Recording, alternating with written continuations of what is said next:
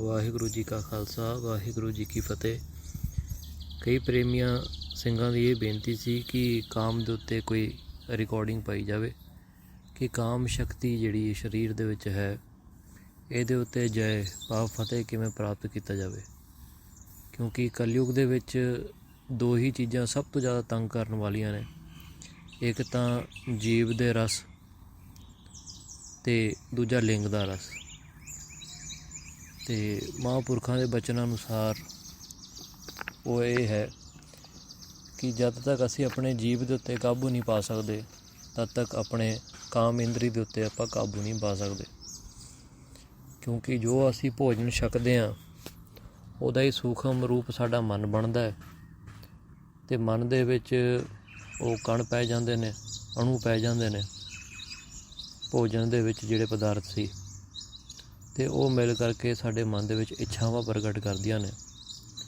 ਅਤੇ ਇਨਸਾਨ ਨੂੰ ਦੁਨੀਆ ਦੇ ਉੱਤੇ ਮਾਇਆ ਦੇ ਵਿੱਚ ਸਭ ਤੋਂ ਜ਼ਿਆਦਾ ਸੁੱਖ ਦੇਣ ਵਾਲੀ ਜਿਹੜੀ ਵਸਤੂ ਹੈ ਉਹ ਕਾਮ ਹੈ, ਅਤੇ ਸਾਰੀ ਸ਼ਕਤੀ ਉੱਥੇ ਪਹੁੰਚ ਜਾਂਦੀ ਹੈ ਅਤੇ ਫਿਰ ਬੰਦਾ ਕਾਮੀ ਹੋ ਜਾਂਦਾ ਹੈ ਪਰਾਇਆ ਰੂਪ ਦੇਖ ਕਰਕੇ।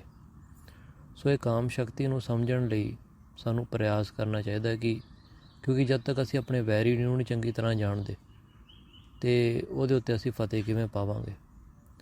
ਸੋ ਇਸ ਕਰਕੇ ਧੰਨ ਧੰਨ ਸ੍ਰੀ ਗੁਰੂ ਗੋਬਿੰਦ ਸਿੰਘ ਸਾਹਿਬ ਮਹਾਰਾਜ ਜੀ ਨੇ ਚਰਿੱਤਰ ਪਖਿਆਨ ਦੀ ਕਥਾ ਲਿਖ ਕਰਕੇ ਖਾਲਸੇ ਨੂੰ ਦਿੱਤੀ ਹੈ ਕਿ ਉਹਨੂੰ ਅਸੀਂ ਪੜ੍ਹ ਸਕੀਏ ਅਤੇ ਸਮਝ ਸਕੀਏ ਕਿ ਕਾਮ ਦੇ ਉੱਤੇ ਕਿਵੇਂ ਫਤਿਹ ਪਾਇਆ ਜਾਂਦਾ ਹੈ ਅਤੇ ਕਾਮ ਜਿਹੜਾ ਬੰਦਾ ਭੋਗੇ ਉਹਨੂੰ ਕਿੰਨੇ ਦੁੱਖ ਸਹਾਰਨੇ ਪੈਂਦੇ ਹਨ।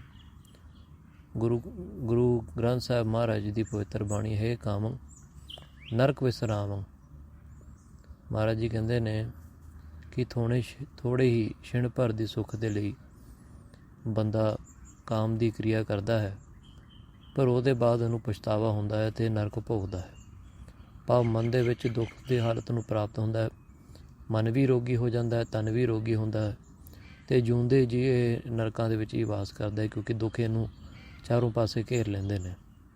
ਅਤੇ ਜਦ ਇਹ ਸਵਾਸ ਚੜ੍ਹਦਾ ਹੈ ਕਿਉਂਕਿ ਇਹਦਾ ਮਨ ਕਾਮ ਦੇ ਵਿੱਚ ਸੀ, ਅਤੇ ਫਿਰ ਦੂਜੀ ਜਿਹੜੀ ਇਹਨੂੰ ਦੇਹ ਮਿਲਦੀ ਹੈ ਪ੍ਰਾਪਤ ਕਰਦਾ ਹੈ ਨਰਕਾਂ ਦੇ ਵਿੱਚ, ਉੱਥੇ ਵੀ ਕਾਮ ਦੇ ਜਿਹੜੇ ਪਰਿਣਾਮ ਨੇ, ਫਲ ਨੇ, ਉਹਨੂੰ ਫਿਰ ਦੁੱਖ ਸਹਾਰਨੇ ਪੈਂਦੇ ਨੇ ਨਰਕਾਂ ਦੇ ਵਿੱਚ ਵੀ।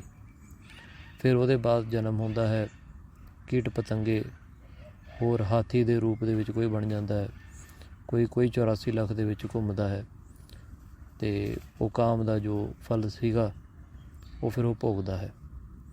ਇਹਦੇ ਅਨੁਸਾਰ ਵੇਦਾਂਤਾਂ ਦੇ ਗ੍ਰੰਥ ਦੇ ਵਿੱਚ ਇਹ ਗੱਲ ਲਿਖੀ ਹੈ, ਪ੍ਰਥਮੇ ਚੰਚਲ ਮਨ ਵੱਡੋ, ਦੂਜੇ ਚੰਚਲ ਨੈਣ, ਤੀਜੀ ਚੰਚਲ ਨਾਰ ਮਿਲ, ਕੈਸੇ ਨਾ ਉਪਜੇ ਮੈਨ।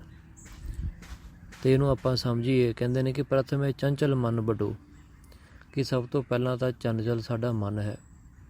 ਮਨ ਤੋਂ ਚੰਚਲ ਕੋਈ ਵਸਤੂ ਹੈ ਨਹੀਂ, ਕੋਈ ਪਦਾਰਥ ਨਹੀਂ, ਪਰ ਇਸ ਚੰਚਲ ਮਨ ਨੂੰ ਜੇ ਚੰਚਲ ਖੁਰਾਕ ਦਿੱਤੀ ਜਾਵੇ ਤਾਂ ਇਹਨੇ ਹੋਰ ਚੰਚਲ ਹੋ ਜਾਣਾ ਹੈ। ਕਹਿੰਦੇ ਨੇ ਕਿ ਦੂਜੇ ਚੰਚਲ ਨੈਣ, ਕਿ ਅਸੀਂ ਜਦ ਪਰਾਈ ਇਸਤਰੀ ਦੇਖਦੇ ਹਾਂ, ਪਰਾਇਆ ਧਨ ਵੀ ਦੇਖ ਲੈਂਦੇ ਹਾਂ ਜਾਂ ਕੋਈ ਪਰਾਈ ਵਸਤੂ ਦੇਖ ਲੈਂਦੇ ਹਾਂ ਅਤੇ ਉਹਦੇ ਨਾਲ ਸਾਡਾ ਮਨ ਫਿਰ ਚੰਚਲ ਹੋ ਜਾਂਦਾ ਹੈ, ਕਿਉਂਕਿ ਅਸੀਂ ਉਹਨੂੰ ਫਿਰ ਪਾਉਣ ਦੀ ਕੋਸ਼ਿਸ਼ ਕਰਦੇ ਹਾਂ। ਜੇ ਉਹਨੂੰ ਮੁਕੰਮਲ ਤੌਰ 'ਤੇ ਨਹੀਂ ਪਾ ਸਕਦੇ ਫਿਰ ਆਪਾਂ ਲੋਕਾਂ ਤੋਂ ਲੁੱਕ ਕਰਕੇ ਇਹੋ ਜਿਹੇ ਕੰਮ ਕਰਦੇ ਹਾਂ ਜਿਹਦੇ ਨਾਲ ਸਾਨੂੰ ਫਿਰ ਪਛਤਾਵਾ ਹੁੰਦਾ ਹੈ। ਅਤੇ ਪ੍ਰਥਮੇ ਚੰਚਲ ਮਨ ਵੱਡੋ, ਦੂਜੇ ਚੰਚਲ ਨੈਣ, ਇਸ ਚੰਚਲ ਨੇਤਰਾਂ ਦੇ ਨਾਲ ਚੰਚਲ ਮਨ ਨੂੰ ਚੰਚਲ ਖੁਰਾਕ ਦਿੱਤੀ ਜਾਵੇ ਅਤੇ ਇਹਨੇ ਚੰਚਲਤਾ ਦੇ ਰੋਗ ਨੂੰ ਹੋਰ ਦ੍ਰਿੜ ਕਰ ਲੈਣਾ ਹੈ। ਕਹਿੰਦੇ ਨੇ ਤੀਜੀ ਚੰਚਲ ਨਾਰ ਮਿਲ, ਅਤੇ ਇਸਤਰੀ ਦਾ ਜਿਹੜਾ ਉੱਠਣਾ ਬੈਠਣਾ ਹੈ ਉਹ ਚੰਚਲ ਮੰਨਿਆ ਹੈ ਗਿਆਨੀਆਂ ਨੇ, ਅਤੇ ਪਰਾਈ ਇਸਤਰੀ ਨੂੰ ਜੇ ਦੇਖੀਏ ਅਤੇ ਮਨ ਦੇ ਵਿੱਚ ਚੰਚਲਤਾ, ਫਿਰ ਉਹਨੂੰ ਆਪਣਾ ਆਹਾਰ ਮਿਲ ਜਾਂਦਾ ਹੈ। ਭਾਵ ਰੋਗੀ ਭੋਜਨ ਇਹਨੂੰ ਮਨ ਨੂੰ ਅਸੀਂ ਛਕਾਈ ਜਾਂਦੇ ਹਾਂ ਅਤੇ ਰੋਗੀ ਭੋਜਨ ਛਕਾ ਕਰਕੇ ਇਹਦੇ ਵਿੱਚ ਫਿਰ ਰੋਗ ਹੀ ਪੈਂਦੇ ਨੇ। ਫਿਰ ਕਹਿੰਦੇ ਨੇ ਕਿ ਤੀਜੀ ਚੰਚਲ ਨਾਰ ਮਿਲ, ਕੈਸੇ ਨਾ ਉਪਜੇ ਮੈਨ। ਜਦ ਇਸ ਮਨ, ਪਹਿਲਾਂ ਮਨ ਚੰਚਲ, ਦੂਜੇ ਨੈਣ ਚੰਚਲ, ਤੀਜੀ ਇਹਨੂੰ ਖੁਰਾਕ ਦਿੱਤੀ ਚੰਚਲ ਨਾਰ ਦੀ, ਅਤੇ ਫਿਰ ਮਨ ਦੇ ਵਿੱਚ ਕਾਮ ਕਿਉਂ ਨਾ ਪੈਦਾ ਹੋਵੇ, ਜ਼ਰੂਰ ਪੈਦਾ ਹੋਵੇਗਾ। ਕਹਿਣ ਦਾ ਭਾਵ ਇਹ ਹੈ। ਸੋ ਇਸ ਕਾਮ ਦੇ ਉੱਤੇ ਫਤਿਹ ਪਾਉਣ ਦੇ ਲਈ ਕਹਿੰਦੇ ਨੇ ਕਿ ਜਦ ਸਿੱਖ ਗੁਰੂ ਕੋਲ ਗਿਆ ਤੇ ਗੁਰੂ ਨੇ ਪਹਿਲਾਂ ਇਹਨੂੰ ਦੱਸਣਾ ਸੀ ਜਿਹੜਾ ਤਤ ਗਿਆਨ ਹੈ ਉਹ ਹੈ ਆਤਮ ਗਿਆਨ, ਕਿ ਮਨ ਤੋਂ ਜੋਤ ਸਰੂਪ ਹੈ ਆਪਣਾ ਮੂਲ ਪਛਾਣ, ਇਹ ਤਤ ਗਿਆਨ ਹੈ।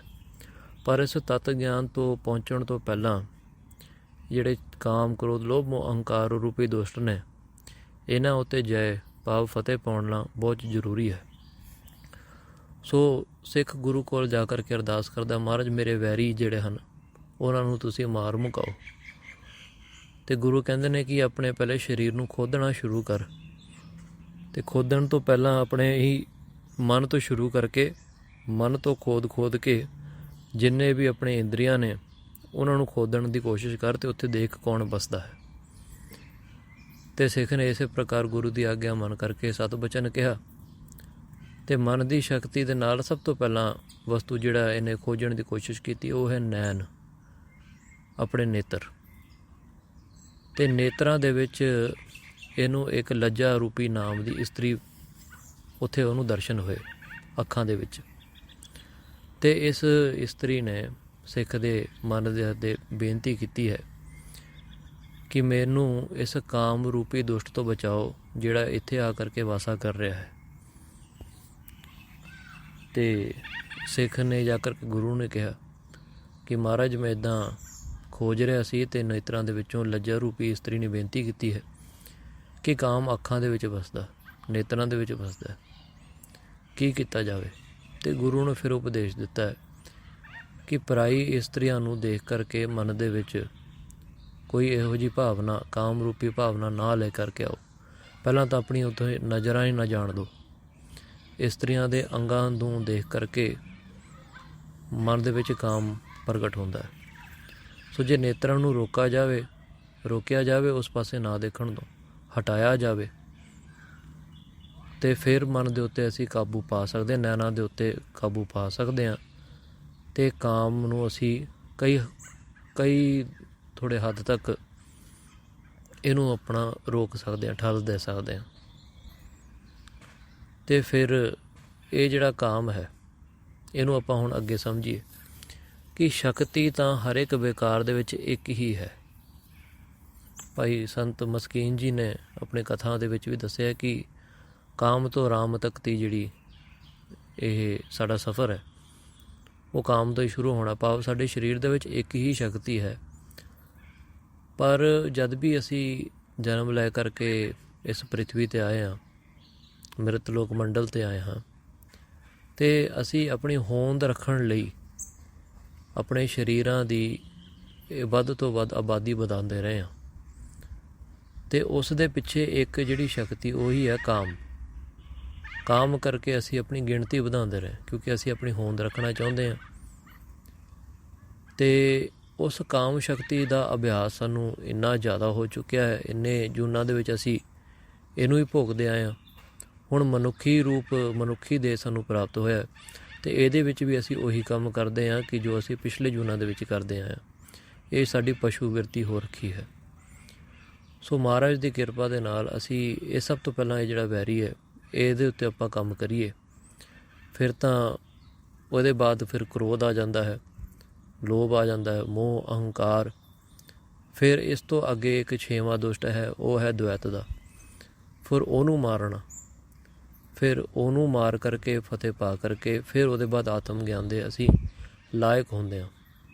ਫਿਰ ਜਾ ਕਰਕੇ ਸਾਨੂੰ ਤਤ ਗਿਆਨ ਉਪਦੇਸ਼ ਜਿਹੜਾ ਆ ਸਾਡੇ ਮਨ ਦੇ ਵਿੱਚ ਵਸਦਾ।